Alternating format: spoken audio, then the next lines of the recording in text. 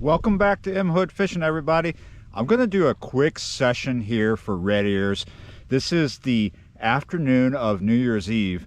Now, I don't want to leave my dogs at home alone for too long because they don't like the boom booms.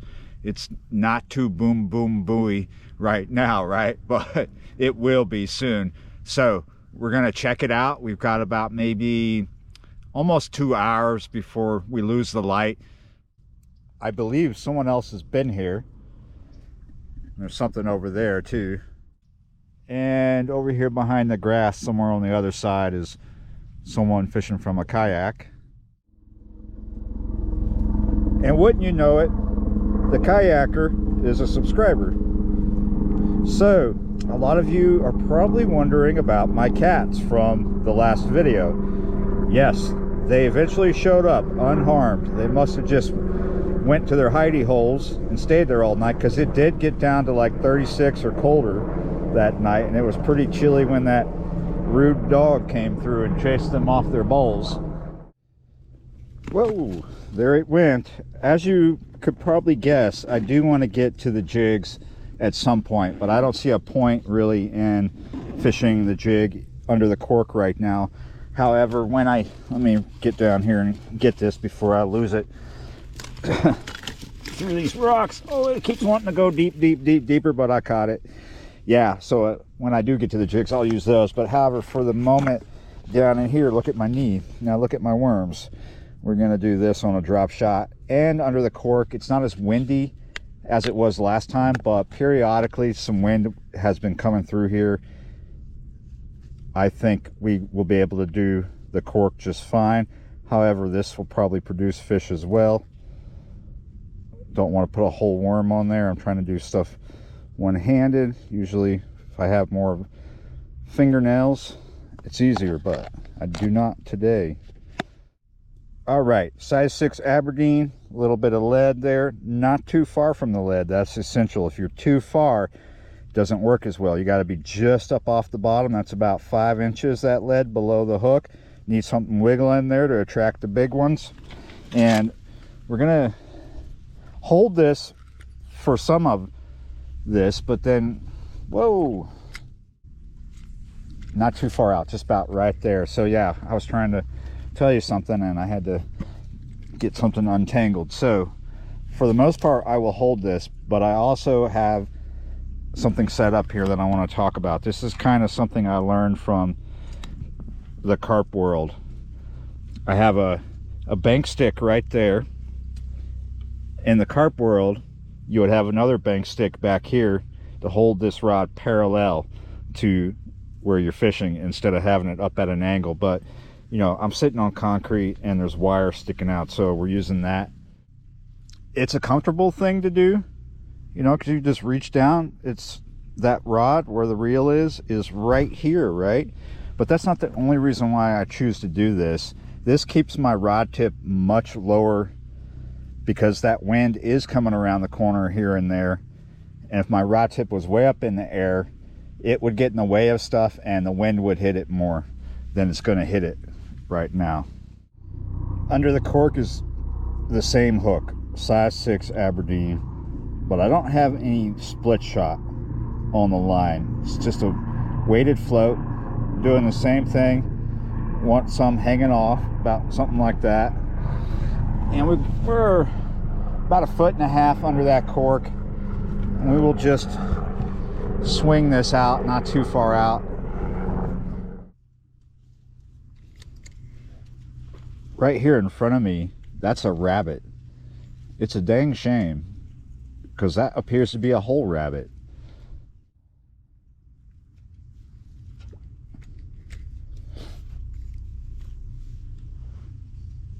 I would be a bit surprised if we started hitting red ears right now because the sun is out. There's nothing blocking it. Red ears are going to be more active in low light situations closer to sunset and possibly through the night. But it is close. We don't have much time left, but a fair amount. So we'll see what we can do until it turns on, because I don't feel it. I'm not feeling it yet. but it should be turning on when that sun is starting to sink. Needs a little bit more. Gotcha. Oh ho. Okay, well, I got that skunk off, but that's not a red ear. That's a bluegill.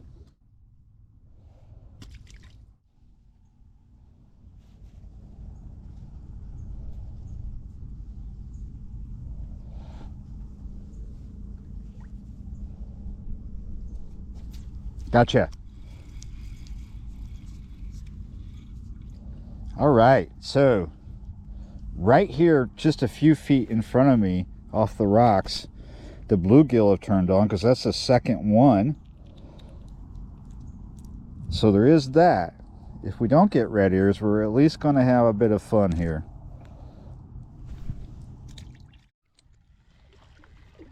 And out of the blue, there you go. There's a red ear for you. Look at that. It's a big one too.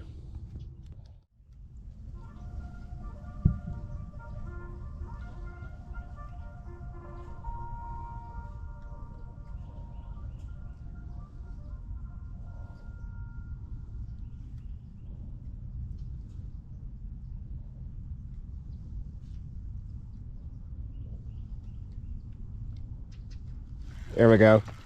Well, that's another fish, but it's not the fish I'm looking for. That's a bluegill. That horn sound, that means something. We're getting even closer. Ah!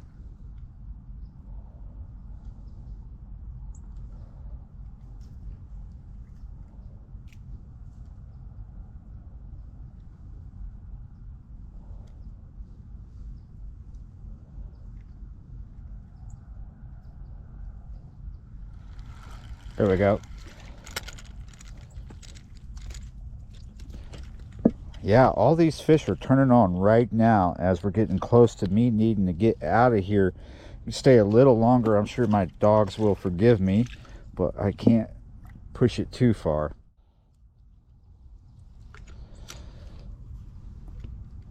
I'll push it as far as I can because I am getting bites repeatedly, especially on the drop shot. Still watching the float, but kind of just giving up on it for the moment.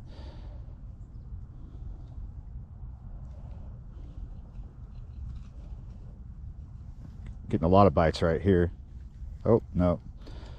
I think, oh, I just saw a big fish swim right here in front of us too.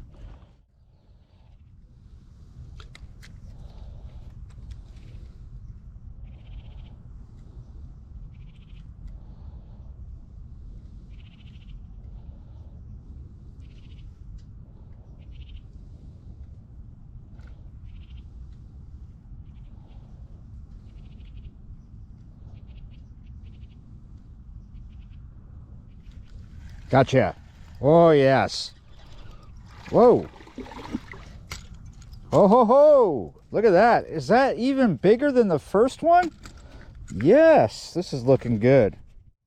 Looking very good. We got a bit of a tangle. Oh, it's not bad. But yeah, that is good. Ah. You doing good? Two big red ears and a bunch of smaller things. That's a bluegill right there. I'm about to go, but these red ears, they don't come in here till it's about to be dark. They'll come in sooner if it's cloudy, but when you have no clouds, it's like right as that sun starts to sink behind them trees over there.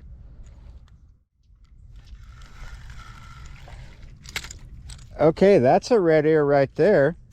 But that's, oh, there. You know what? That's not a red ear, but letting them go. Pushing it just a little bit more, but not by much. See if we get a third one. But I'm quite happy with the two. They're bigger than, well, yes, the other day it was a big one and a smaller one. Today it's two big ones. I probably could sit here and just keep catching them even when I lose the light, but I want to go soon. There we go. That, come here, stop moving so I can see what you are. That is nice too. That's a red ear, but I'm gonna let this one go, just like that bluegill I just got, because it's not very big. Time to go. All right, back at the house. The dogs are in their bomb shelter. I'm in the kitchen. First thing I want to do is get my Trinity going. We're gonna add garlic to it this time. I'll start with this. There's 5 there, 5 sizable ones. If this was a bigger thing, I would do more, but I'm making it just enough for me for tonight and tomorrow. What am I making? I am making what is pretty much a very widely American tradition. It may exist in other countries. It is kind of a dying one. I meet a lot of people that have never done this, never heard of this, but I'm sure a lot of people in my audience have and still do it. It's kind of a New Year's tradition for sure, but people eat this quite often in other parts of the country, such as myself. We're talking about black-eyed peas. How can you go through New Year's Day or New Year's Eve and New Year's Day without having a bowl of black-eyed peas? Well, you go without knowing that you were supposed to. It's kind of a superstitious thing. That's the way I grew up. If you don't have your black-eyed peas, then you're going to have a bad year, right? You got to have black-eyed peas on New Year's Day at least, especially New Year's Day, and you'll have good luck. It's supposed to bring you good luck. However, take that with a grain of salt. It may or may not, but it is a tradition. It is one I uphold. There are people who don't eat black-eyed peas very often, but they for sure eat them on New Year's Day. It is done differently in different parts of the country. I meet people down here that think it's just a tradition from down here and that you got to have cabbage with it. I did not grow up having cabbage with it, so we are not putting cabbage into our black-eyed peas tonight because it's not my way. However, there is a condiment that I sometimes put on my black-eyed peas, and that is cabbage.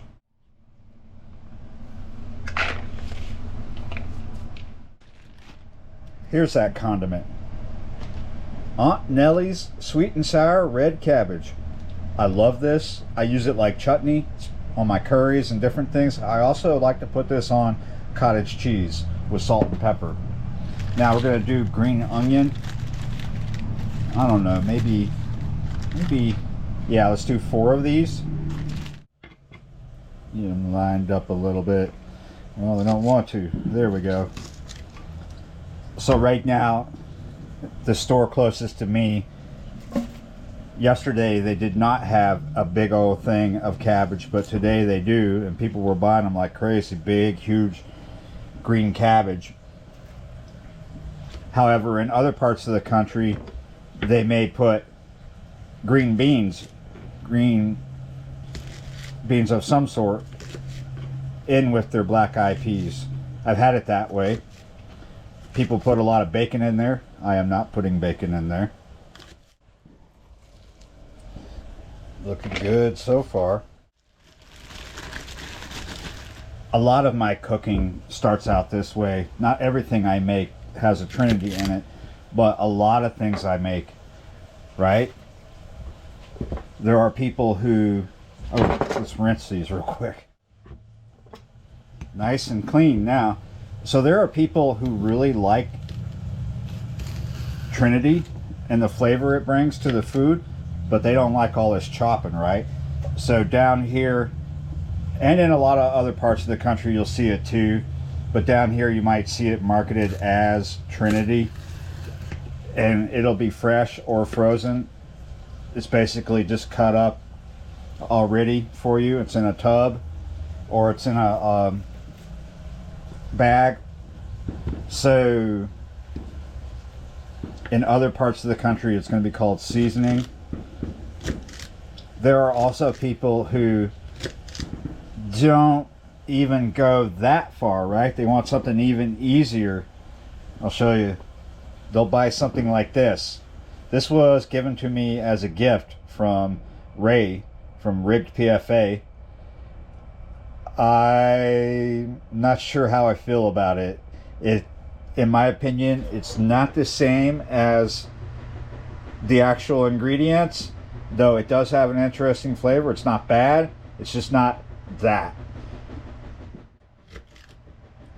I'm expecting the seasoning police to come banging on the door. You said something bad. You said something bad about that stuff. You've broken the law. Not quite. I mean, you just can't beat the original. Come on.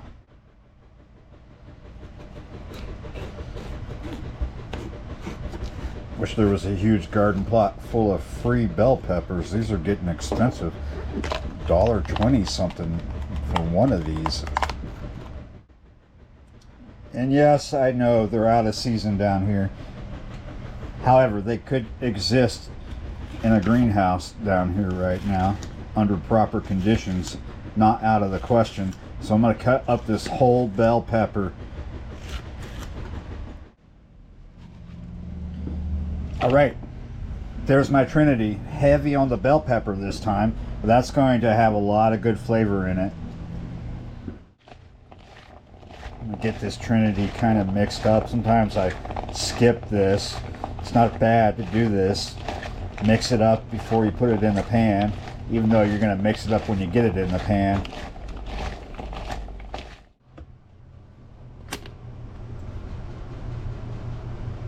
Alright, extra virgin olive oil. I preheated that pan. However, I don't want it to just like sit there. We need to hurry up. We need to keep this going. Hear that sizzle? Did not take it too long for that oil to heat up where I wanted it, because like I said, I preheated it a little bit above medium.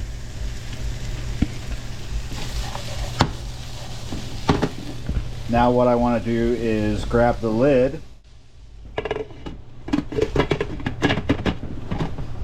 and drop my temp down. That was on a 6, so I dropped it down to a 3, about half the heat. And we're just going to let that sit there, occasionally coming in and stirring it around, and let that render down just a bit. 10 minutes is about what I did with this, occasionally checking it. It's starting to brown a little bit. I'm going to stop it right there. I'm going to grab this organic vegetable broth. These have been on sale lately, so I bought a lot, 2 for $4. I'm just going to put a little bit in there. See, just a little bit for the moment.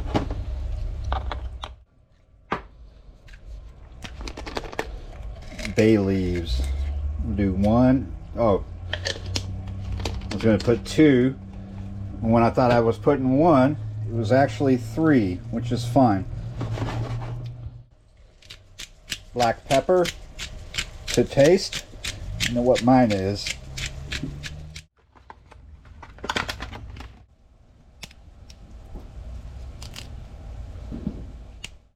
This is rosemary. I'm just being haphazard about it, kind of tearing it up a little bit. Kosher salt to flavor, to taste. I just kind of judge it out, like that's probably going to be okay.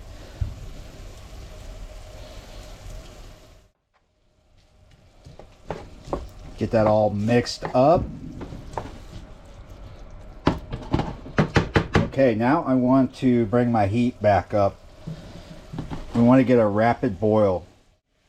And now that I have that rapid boil, the lid goes back on, and we're going to render that down, checking it every now and then so it doesn't brown up too badly. We're gonna do it for about another 10 minutes or so. But I forgot to mention, drop the heat down now that you have that rapid boil so it can simmer for about 10 minutes and render down a little more. 10 minutes have gone by. That's not quite what I want. I'm gonna go for another 10 minutes, but magic is starting to happen. You can really smell things. For this next 10 minutes, I really have to come back in here and keep checking it, because as you can see, a lot of my liquid has gone. I might want to add a little more, but we're just going to let it go. Having that lid on there keeps a lot of liquid from leaving. As you can see, some is leaving from the edges and the hole here, but a lot of it is collecting on the inside of the lid and coming back down into it. What we're doing here is building our stock for our black eyed peas. Whereas this is definitely a vegetable broth, it is not necessarily a stock. This is where we're turning that vegetable broth into a stock. 10 minutes, another 10 minutes went by. All right, so that's 20 minutes of rendering that down. I'm gonna taste it now. That's in a good place. A lot of people will buy dry black eyed peas this time of year. I always have a bunch of this in the freezer. These are not dry. However, it's not like these are gonna come out in 20 minutes. It's still gonna take about an hour. An hour is better than 5 hours or whatever. Some people take a long time to make their black eyed peas, slow cooking them in the crock pot or on the top like I am tonight. I'm going to put a fair amount in here, at least enough to feed me tonight and tomorrow. About half the bag. It's not even 7:30 yet and it's just non-stop boom boom out there. So let's get these kind of mixed up, let the heat kind of thaw them a little bit. I'm going to add a fair amount of vegetable broth now. Pretty much going to be what's left in the carton.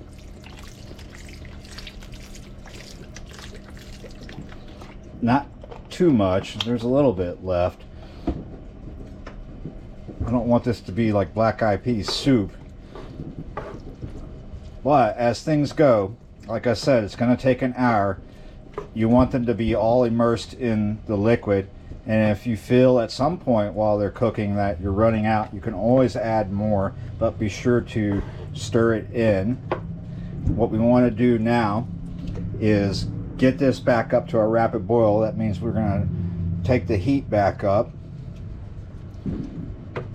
We'll get there faster. We'll get to that rapid boil faster if we put the lid on.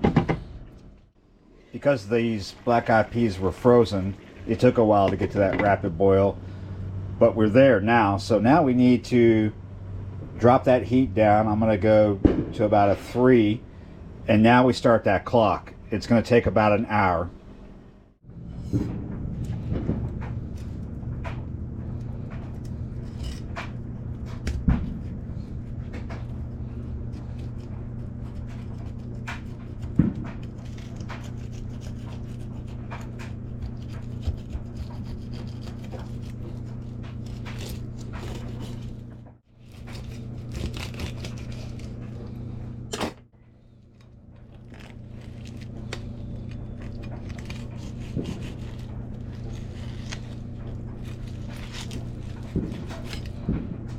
Nice.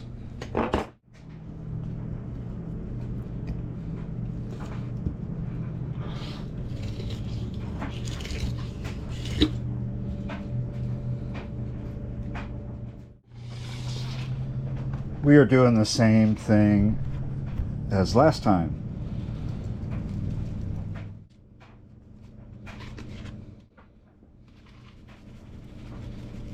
If you didn't watch last time, that's Old Bay. I'm gonna stick this in the refrigerator and cook it when the beans are done. The black eyed peas, not the beans. Next thing you know, I'll be calling them collard greens when they're turnip greens. But no turnip greens tonight. Black eyed peas, fish.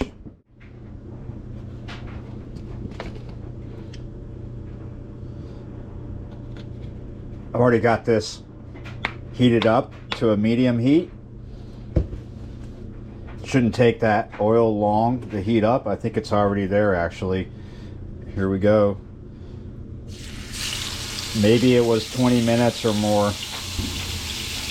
These were in the refrigerator, right?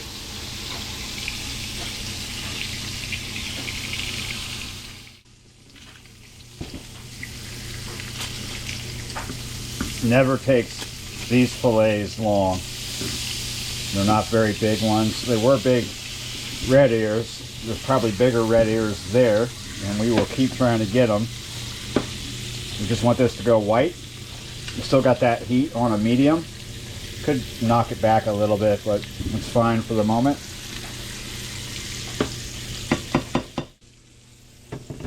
This is, whoa, we need to be able to see what we're doing here. There we go. Okay, look down in there. See how the stock is starting to look like a milky vanilla color kind of. Like a dirty white, like an off-white, very off-white. That's because it's starting to render down. These are starting to break down and make that stock thicker without me having to add roux or any other kind of thickening agent. And we are calling this done actually. Still have it on that heat, but we are going to go ahead and portion myself out some.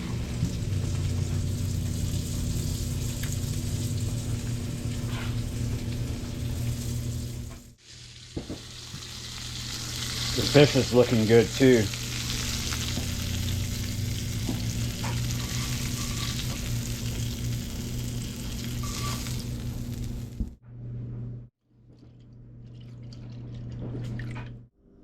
L'chaim, l'chaim, l'chaim, l'chaim.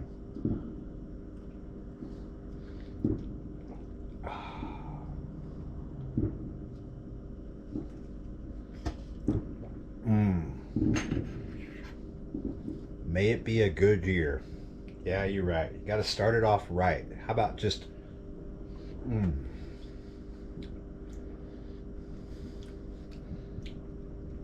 The black eyed peas are excellent. How's the fish?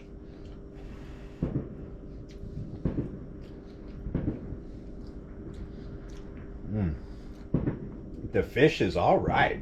That's how the fish is. Fish is awesome. Wow. I hope everybody is having a safe New Year's Eve, and I hope everybody has a good year to come. Better than the one we just got through. Hopefully, right? Hopefully. Yeah, you're right. Don't blow your fingers off tonight out there. Yeah, you're right. I hope everybody makes it through just fine and can enjoy tomorrow without too bad of a hangover. Yeah, you're right. Thank you so much for watching, liking, sharing, commenting, subscribing, being a member of the channel, and I will see you next time.